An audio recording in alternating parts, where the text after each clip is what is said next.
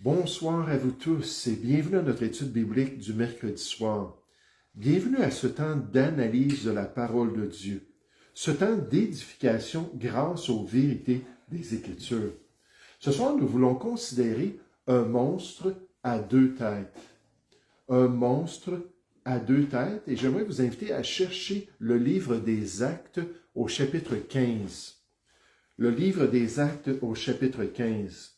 Dans les dernières semaines, différentes circonstances m'ont porté à penser à ce sujet du monstre à deux têtes. Par exemple, je pensais au monde animal et comment une anomalie génétique qui se produit surtout chez les reptiles peut faire en sorte que des tortues, des serpents ou d'autres sortes de reptiles naissent avec deux têtes. On appelle ça une condition, c'est la condition de l'anomalie bicéphale. Alors qu'une créature comme ça naît avec deux têtes, puis je vous ai juste donné deux exemplaires ici. On voit une tortue qui a deux têtes, Madame Jutra, une tortue qui a deux têtes, puis un serpent qui a deux têtes. Puis c'est quelque chose qui arrive, c'est assez rare, mais ça arrive quand même. Puis j'ai appelé ces reptiles-là des monstres ou leur condition une monstruosité, puisque dans la plupart du temps, sans intervention humaine et sans soin, ces créatures vont tout simplement mourir. Pourquoi? On nous dit que chaque tête possède son propre cerveau et entraîne donc des signaux contradictoires dans le corps et des difficultés de mouvement. C'est vraiment là, tout contradictoire, puis la bête a beaucoup de difficultés. La chasse et la fuite par rapport aux prédateurs deviennent presque impossibles dans la nature. Si on n'a pas ces bêtes-là chez nous, puis on prend soin d'eux, c'est presque impossible de survivre. Parfois, les têtes peuvent se disputer la nourriture, ou l'une d'elles peut ne pas avoir un système digestif qui est correctement aligné avec la bouche, ce qui peut entraîner une malnutrition et la mort de l'animal. Le partage du corps de ces animaux exerce souvent une pression supplémentaire sur les organes vitaux, les organes internes, qui ont ainsi plus de difficultés à fonctionner et à survivre. En gros, la plupart des serpents à deux têtes, par exemple, ne survivent que quelques mois dans la nature en raison de ces défis pour leur organisme. Deux têtes, deux directions, deux personnalités qui sont souvent en guerre dans ces créatures. C'est dans ce sens-là que je les ai appelés des monstres à deux têtes. C'était une expression que j'avais entendue quand j'étais jeune pour parler de ces anomalies dans le monde naturel.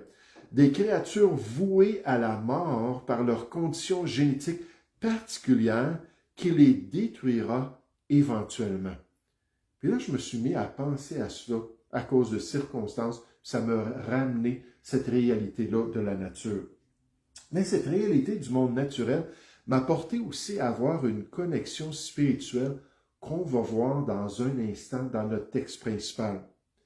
Une autre circonstance similaire m'a aussi influencé vers ce thème qu'on va regarder dans un instant. Cette fois, ce fut au niveau des relations humaines, des relations entre les êtres humains, puis en particulier une interaction entre deux personnes bien obstinées et orgueilleuses qui ont mené à leur mort, qui ont mené à leur destruction mutuelle. J'écoutais donc sur YouTube un analyste qui se spécialise dans les tragédies aériennes, dans les écrasements d'avions. Étant lui-même un pilote d'une grande compagnie aérienne et un ancien pilote des forces de l'air américaines, cet analyste présente dans ses vidéos les raisons derrière les écrasements d'avions aux États-Unis. Et j'aime bien écouter ses explications. Vous dites, mais pourquoi, pasteur? C'est un petit peu parce que j'essaie de me mettre dans le monde de mon gendre qui est lui-même pilote, puis qui pilote un petit Cessna, puis essaie de comprendre un peu son expérience, un peu d'avoir une affinité envers cela. Mon père ayant été un pilote des forces de l'air, puis dans ma jeunesse, ben justement, on allait en Cessna, puis on se promenait ensemble, donc c'était quelque chose que j'avais aussi à cœur. Mais puisque c'est cette réalité-là, j'ai décidé d'écouter ces analyses des causes particulières de tragédies aériennes chez nos voisins du Sud. Il y a quelque temps, Hoover, l'analyste en question, il s'appelle Hoover, expliquait comment 2 pilotes d'expérience, ça m'a vraiment frappé, avec des milliers d'heures de vol aérien sans aucun incident, pilotant depuis des décennies en toute sécurité, ces 2 pilotes-là ont été placés ensemble dans un même vol par leur compagnie. C'était la première fois qu'ils volaient ensemble. Certains avions, nécessairement, ont besoin de 2 pilotes pour pouvoir être utilisés. C'est une des caractéristiques de ces avions-là. Mais en gros, ces 2 pilotes-là sont partis en avion, puis ont fait un vol, mais malheureusement, tous les passagers et ces pilotes-là ont péri lorsque l'avion s'est écrasé. Puis là, Hoover, qui n'est pas, à ma connaissance, un chrétien, a expliqué la raison principale. C'est que ces 2 pilotes-là n'arrêtaient pas de prendre le contrôle de l'avion au détriment de l'autre pilote. Ils étaient dans une compétition continuelle durant leur vol, alors que ces 2 hommes-là, orgueilleux puis entêtés, disaient « Moi, je peux faire un meilleur travail que toi. Non, moi, je sais comment contrôler l'avion. » Puis là, ils s'argumentaient, puis prenaient des décisions, puis ça faisait une grande confusion, alors qu'ils n'écoutaient pas les consignes des contrôleurs aériens, ni les avertissements de leur appareil, qui leur disaient que leur appareil était vraiment en perte de contrôle. Elle était en panne, ou il était en panne à cause de l'angle d'approche qu'ils avaient négligé. Et finalement, l'avion s'est écrasé, tuant tous les passagers à cause de cette monstruosité-là d'un avion piloté par 2 têtes opposées l'une à l'autre. Donc, je me rappelais de ce que je venais de méditer sur le monde naturel, puis ces créatures-là, ces monstres-là à 2 têtes. Puis là, je vois ça dans les relations humaines, que des fois, 2 personnes comme ça peuvent aussi amener une destruction, non seulement sur leur propre vie, mais aussi sur la vie de tous les passagers qu'il y avait dans cet avion. Cette illustration du monde naturel et celle de l'expérience de l'homme est arrivée en plein dans ma lecture du livre des Actes au chapitre 15. Puis là, j'ai vu une connexion spirituelle. J'aimerais vous proposer 2 raisons pourquoi il peut y avoir une telle monstruosité dans l'œuvre de Dieu, telle qu'on voit ici dans Actes chapitre 15. Regardez à partir du verset 36. Actes chapitre 15 au verset 36. Donc, dans le monde naturel, dans les relations humaines, ça peut arriver, mais même entre enfants de Dieu et même dans l'Église de Jésus-Christ. Actes chapitre 15, verset 36.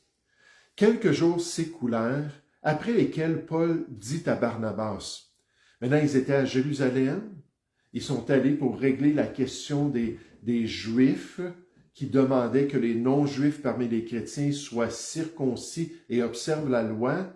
Puis le concile de Jérusalem a réglé la question en donnant quelques consignes aux chrétiens parmi les non-circoncis. Puis là, ils ont terminé ça, ils ont réglé la situation. Beaucoup d'émoi, beaucoup de pression, surtout à Antioche, là où il y avait des Juifs qui avaient vraiment mis ce fardeau-là sur les chrétiens, à Jérusalem avec les pharisiens qui étaient présents dans l'Église. Mais là, tout s'est réglé. Puis là, c'était le temps de retourner au travail pour le Seigneur. Quelques jours s'écoulèrent, après lesquels Paul dit à Barnabas, « Retournons voir les frères dans toutes les villes où nous avons annoncé la parole du Seigneur pour voir en quel état ils sont. » Barnabas voulait amener aussi Jean, surnommé Marc. Mais Paul jugea plus convenable de ne pas prendre avec eux celui qui les avait quittés depuis la Pamphylie. Donc, dès le début du premier voyage, en fait, c'est le seul voyage missionnaire qu'ils ont fait ensemble, Paul et Barnabas. Les autres voyages qui vont continuer, Paul ne sera plus avec Barnabas, on voit ça dans un instant. Mais dès le début, à cause de Bar Jésus surtout, qui était un faux prophète, qui avait influencé là, le proconsul romain. Mais dès le début, Jean il a dit « Wow, c'est trop fort pour moi, on ne sait pas c'était quoi les motivations, mais il dit « Je ne peux pas rester ici, je ne peux pas continuer. » Puis là, il est parti. Et qu'il ne les avait point accompagnés dans leur œuvre. Verset 39. Ce dissentiment fut assez vif pour qu'il, on parle de Barnabas, on parle de Paul, deux ouvriers qui ont été mis à part ensemble pour prêcher l'Évangile dans Actes chapitre 13 par l'Église d'Antioche. C'était l'Église qui les avait envoyés. Mais ce dissentiment fut assez vif pour qu'ils se séparent l'un de l'autre. Puis ce fut la fin de l'équipe missionnaire par excellence de Paul et de Barnabas. Paul est parti de son côté, Barnabas est parti de l'autre. On nous dit, Barnabas, prenant Marc avec lui, s'embarqua pour l'île de Chypre.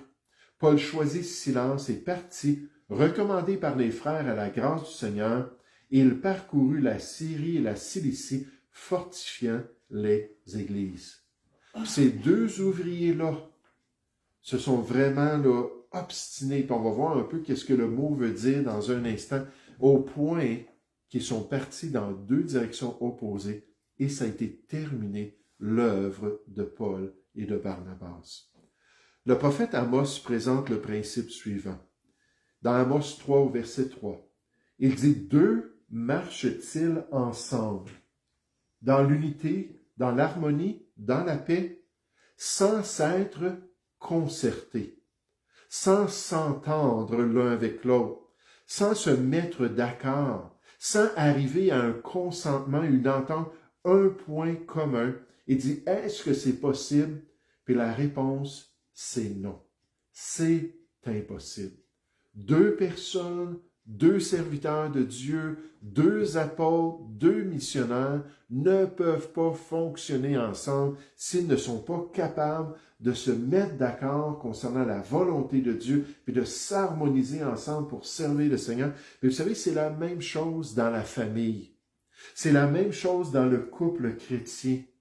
C'est la même chose dans l'Église de Dieu. En fait, c'est la même chose dans la société, dans les gouvernements humains. Puis même Jésus a dit que c'est vrai dans le domaine spirituel et dans le royaume du malin. Il a dit dans Marc chapitre 12 au verset 25, il a dit, si Satan, je pense que c'est Matthieu chapitre 12, je pense que je me suis trompé, mais si Satan chasse Satan, il est divisé contre lui-même. Comment donc son royaume subsistera-t-il? Tout royaume divisé contre lui-même est dévasté. Et toute ville ou maison divisée contre elle-même ne peut subsister. Et malheureusement, de telles monstruosités sont possibles dans toutes les sphères de l'expérience humaine, alors que le mari et l'épouse ne s'accordent pas, alors que les parents et les enfants n'arrivent pas à un terrain d'entente, alors que les pasteurs et les brebis s'opposent l'un contre l'autre. J'aime bien ce que le commentateur biblique Matthew Henry, un homme de grande expérience dans le ministère chrétien, a dit sur la question. Il a dit, quand il y a deux têtes opposées, comme ces fameux reptiles, comme ces deux pilotes, comme ces deux missionnaires ici qu'on voit dans notre texte, il dit les affaires vont mal et sont forcément mal gérées. Il en est ainsi dans une famille, dans une église et dans un État. L'unité de vue et de volonté entre ceux qui sont à la tête de la société est essentielle au bien-être de toute société. Aucun royaume, aucune maison, aucune église ne peut subsister longtemps lorsqu'ils sont divisés contre eux-mêmes. Lorsque deux autorités tirent dans des directions opposées, oui, je le veux, Jean-Marc, non, je le veux pas, Jean-Marc, le désordre et la destruction sont proches. Ça, c'est une réalité spirituelle des monstres à deux têtes. Que ce soit des créatures, que ce soit des organismes, que ce soit une assemblée, que ce soit un ministère, ça ne peut pas fonctionner avec deux têtes.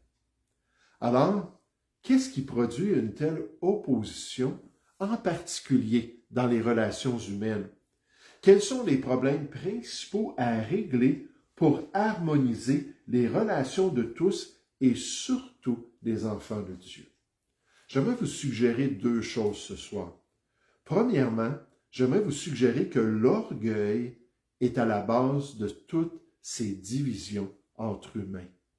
L'orgueil est à la base de toutes les divisions entre humains. Je me souviens, le pasteur Warren Wiersbe avait dit quelque chose qui m'avait frappé. Il avait parlé de plusieurs divisions dans des églises dont il avait été mis au courant, qu'il avait entendu les circonstances, tout ça. Puis il dit, à chaque fois, c'est la même chose. Il dit soit que ce sont les dirigeants de ces églises-là qui sont orgueilleux, et que ce soit, que ce soit les membres de l'Église, mais il y a quelque part de l'orgueil qui empêche les croyants de demeurer ensemble en unité et en harmonie et de marcher pour la gloire de Dieu. La Bible nous dit dans Proverbe chapitre 13 au verset 10, « C'est seulement par orgueil qu'on excite des querelles. Mais la sagesse est avec ceux qui écoutent les conseils, mais c'est seulement par orgueil. » Maintenant, pour les animaux, c'est un peu plus dur de dire ça, malgré qu'ils ont une forme de personnalité. On le voit là dans des chiens, des chats, tout ça. Mais pour les êtres humains, c'est pas difficile à voir. Et d'ailleurs, ce personnage-là, cet analyste-là a dit, c'était évident que ces deux hommes-là, dans les communications avec la tour de contrôle, puis les tours, il y a différentes formes de communication, c'était évident, l'enregistrement dans l'avion aussi, que ces deux hommes-là étaient tellement orgueilleux. C'était la crème des pilotes. Puis tous les deux le savaient fort bien qu'ils pouvaient piloter l'avion sans avoir l'aide de l'autre. Mais non, ils ne voulaient pas accepter que l'autre ait des idées contraires. Ils ne voulaient pas accepter qu'il y avait une approche qui était différente. Puis là, ils se chicanaient. Puis quand on pilote un avion, une chose que j'ai appris à plusieurs reprises, c'est qu'il y a 3 étapes. Il faut premièrement contrôler l'avion. En anglais, on dit « aviate ». Après ça, il faut suivre une direction. Puis ça dit « navigate ». Puis le dernier, c'est « il faut communiquer ce qui se passe ». « Communicate ». Donc, c'est de gérer l'avion, de s'assurer de l'envoyer dans la bonne direction, les bons degrés, la bonne hauteur, puis ainsi de suite. Puis là, communiquer avec les gens qui nous voient pour que tout aille bien. Et là, ils étaient tellement en train de s'obstiner qu'ils manquaient tout. Ils s'occupaient de rien. Puis là, probablement qu'ils étaient dans les nuages. Puis quand on est dans les nuages, puis on ne regarde pas les instruments, mais on ne s'aperçoit pas de ce qui se passe avec l'avion. L'avion peut commencer à tomber. On ne le voit pas parce qu'on n'a pas l'horizon devant nous pour nous dire ce qui se passe. Puis, ils avaient tous les instruments pour leur montrer. L'avion est en train de chuter, puis à accélérer. Je pense qu'elle est allée à 18 fois plus rapidement, puis je me trompe peut-être d'exemple de ce que j'ai entendu récemment, mais 18 fois plus rapidement que ce que l'avion peut soutenir. Donc, l'avion, littéralement, est en train de se défaire dans les airs, brisé en morceaux. Mais il s'obstinait puis il ne voyait rien. Mais la Bible dit que l'orgueil, c'est la base.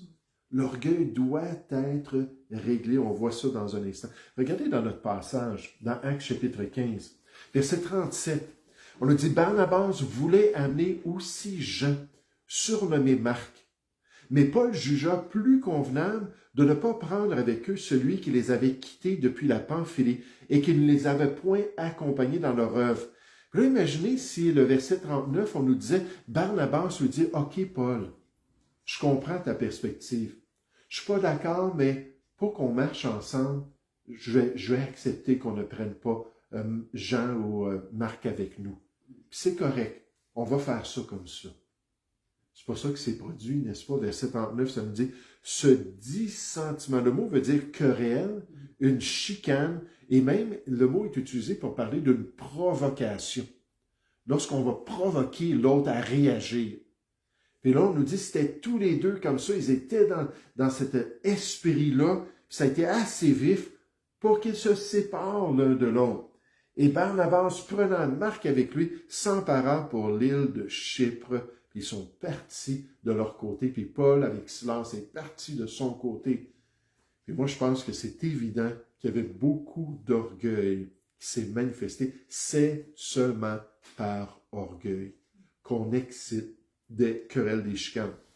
Les proverbes décrivent l'arrogance de celui qui est orgueilleux, la fureur qui se manifeste chez ceux qui sont hautains, les querelles qui deviennent la réalité lorsqu'une personne est remplie d'elle-même, de sa perspective et de ce qu'elle désire. Puis là, ça vient, ça mine les relations.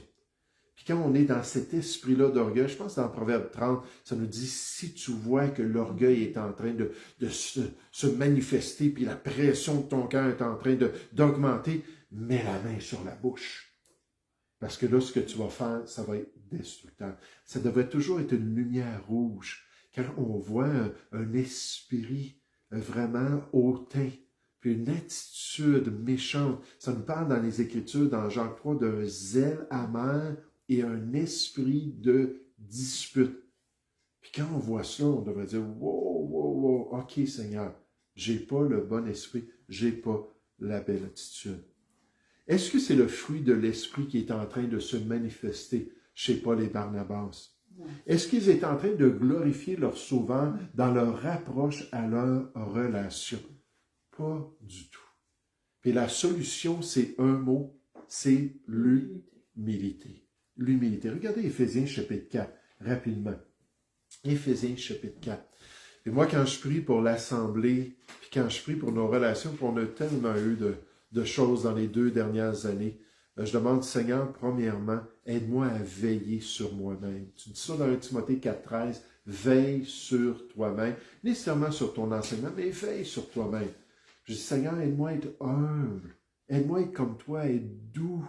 Doux envers les autres qui ne sont pas d'accord, doux envers les autres qui s'opposent à ce qu'on essaie d'accomplir. Mais en même temps, je prie pour les autres que ce soit aussi le cas. Qu'on soit motivé par le bon esprit puis qu'on ait la bonne attitude. Éphésiens chapitre 4, ça nous dit c'est stratégique. Je vous exhorte donc, verset 1, moi le prisonnier dans le Seigneur, à marcher d'une manière digne de la vocation qui vous a été adressée, ce salut en Jésus-Christ qui nous était adressé, pour nous dire en toute humilité et douceur. Tolérance zéro pour une mauvaise attitude. Tolérance zéro pour lever le ton. Tolérance zéro pour mépriser son prochain. On nous dit avec l'orgueilleux vient le mépris dans les proverbes aussi.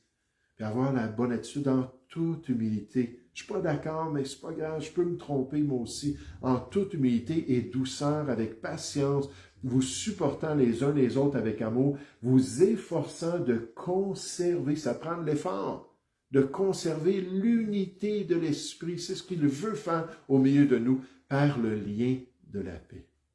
Oh, je m'imaginais avoir écouté cette situation-là, puis nécessairement, ça n'aurait pas passé sur ce YouTube-là, sur ce canal de YouTube, parce que c'est toujours des accidents, mais d'avoir appris que 2 pilotes d'expérience comme ça ont évité une tragédie. Parce que lorsqu'ils n'étaient pas d'accord, un des deux a plié. Puis c'est humilié. Ils disent toujours ça, hein, dans un couple, dans la famille, il faut que s'il y en a un qui se met en colère, que l'autre reste calme, puis laisse passer la colère. Parce que si tous les deux se mettent en colère, oh boy, là, ça va être destructeur. Mais là, je peux juste imaginer un des deux dire, écoute, je vois qu'on ne s'entend pas très bien sur comment contrôler cet avion. On a chacun notre manière, on a chacun des années d'expérience, mais pour le bien de tous, pourquoi pas faire la paix? Pourquoi est-ce qu'on ne se concentrait pas sur la tâche qui nous est confiée pour le bien-être de nos passagers? Pilotons cet appareil d'une manière harmonieuse et sécuritaire. Et là, on va se rendre pas à bon port, mais à bon aéroport.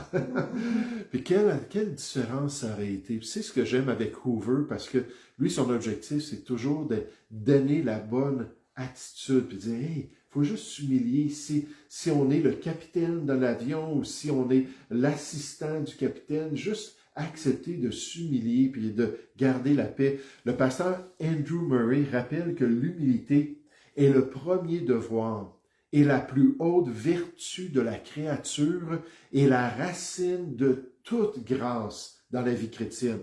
Il dit, dans la communion des saints, dans la communion de l'Église, elle est le seul terreau où la véritable unité peut s'épanouir.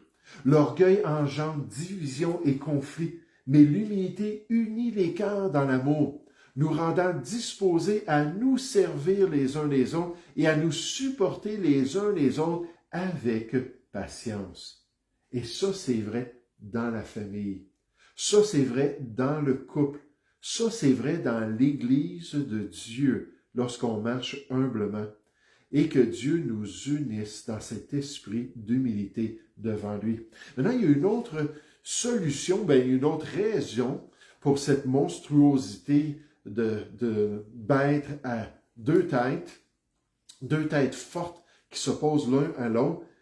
Et moi, je vois le manque de soumission. Le manque de soumission à nos rôles respectifs va causer ces tensions dans les relations. Le manque de soumission dans les familles, des enfants qui n'obéissent pas à leurs parents. Dans le couple, des épouses qui ne se soumettent pas à leur mari. Dans l'Église, les chrétiens qui ne suivent pas les dirigeants. Dans la société, les citoyens qui ne sont pas soumis aux autorités, selon nécessairement les nuances des contextes particuliers. Mais si on prenait tous notre place, puis on acceptait en gros l'autorité que Dieu a placée sur notre vie, alors il y aurait beaucoup moins de monstres à deux têtes dans notre marche chrétienne. Encore notre passage, regardez Actes chapitre 15, au verset 36. J'aimerais vous suggérer dans ce passage-là que c'est Paul, tantôt j'ai donné l'exemple de Barnabas qui s'humiliait, le fils d'exhortation qui était toujours très positif, qui aurait pu dire « Ok, je comprends, puis c'est correct, on le prendra peut-être plus tard. » Puis juste en passant, on le voit dans les épîtres de Paul, qui s'est aperçu que Jean-Marc finalement était utile, puis qu'il avait fait une erreur.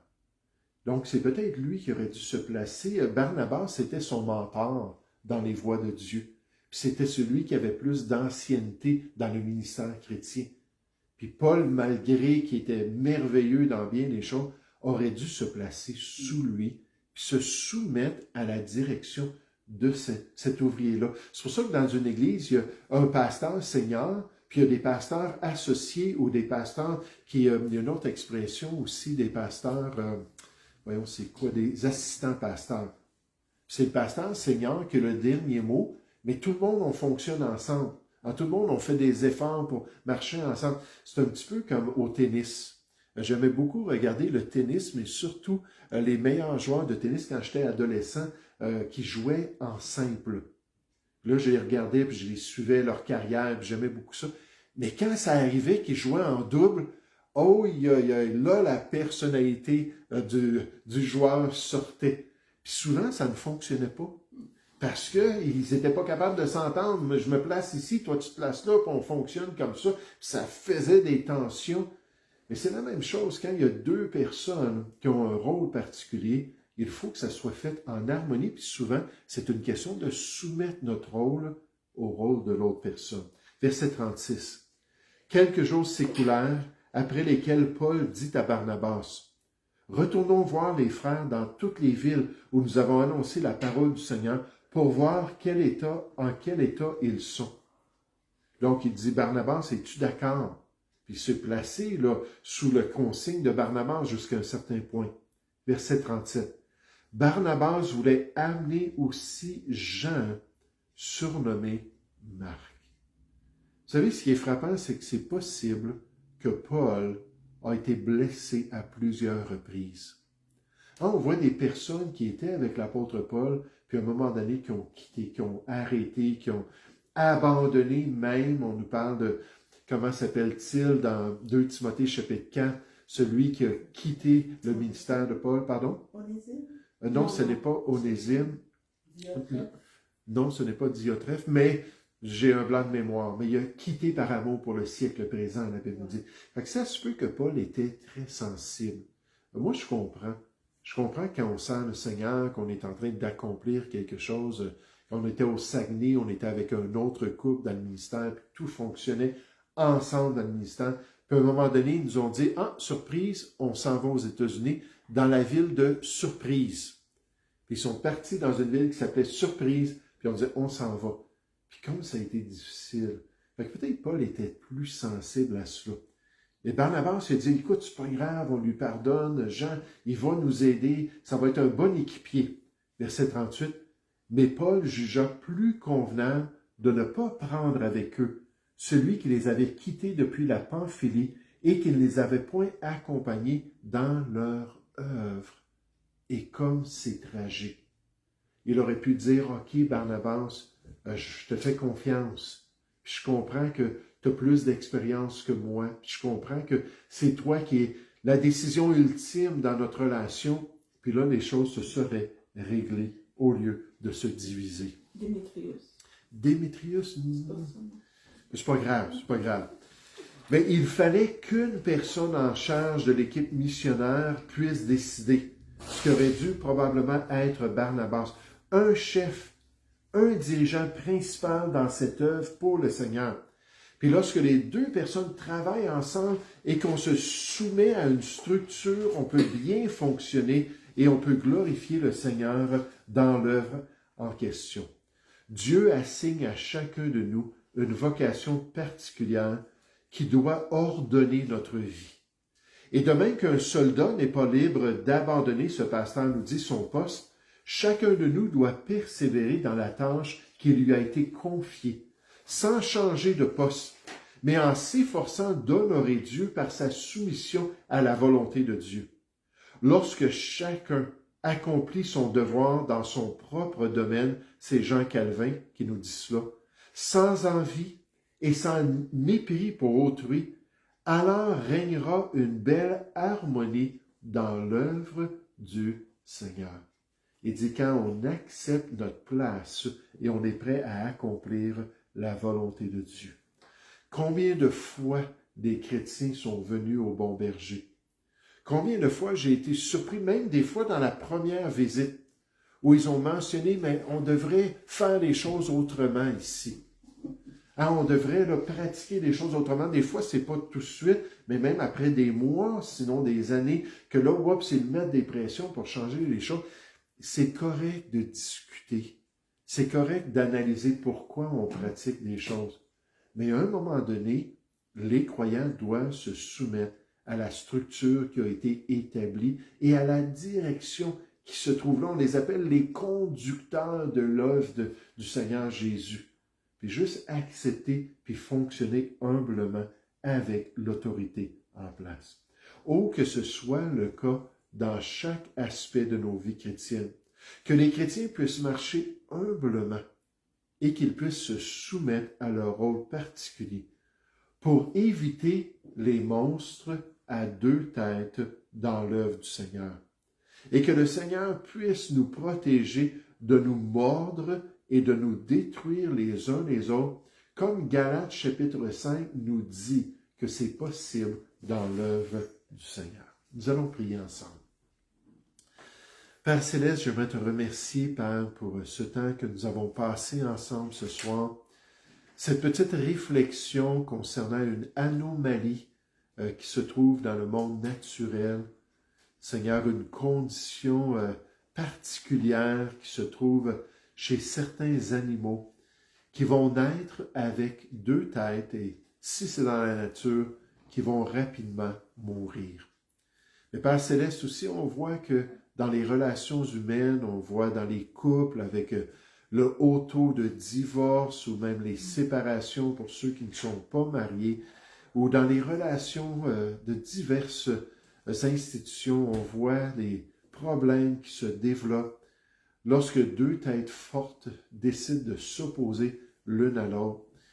Et pas même spirituellement, dans ton œuvre, dans l'Église de Jésus-Christ, dans l'évangélisation des perdus, on voit que ça peut aussi être une manigance du malin qui saisit une porte ouverte lorsque les chrétiens sont orgueilleux, lorsque les chrétiens sont méprisants pour les pensées d'autrui, lorsqu'il n'y a pas de soumission à notre position, à notre rôle. Et Seigneur, les deux testaments rendent témoignage de cela, avec de l'opposition dans l'Ancien Testament et aussi dans le Nouveau Testament. Et Père Céleste, je te prie que tu puisses nous protéger, je te prie que tu puisses nous aider à nous respecter et nous aider surtout à voir quel rôle et quelle position on doit maintenir dans ton œuvre et dans ton Église, pour marcher en harmonie, Seigneur, pour nous respecter les uns les autres. Père Céleste, je te prie, au nom du Seigneur Jésus. Amen.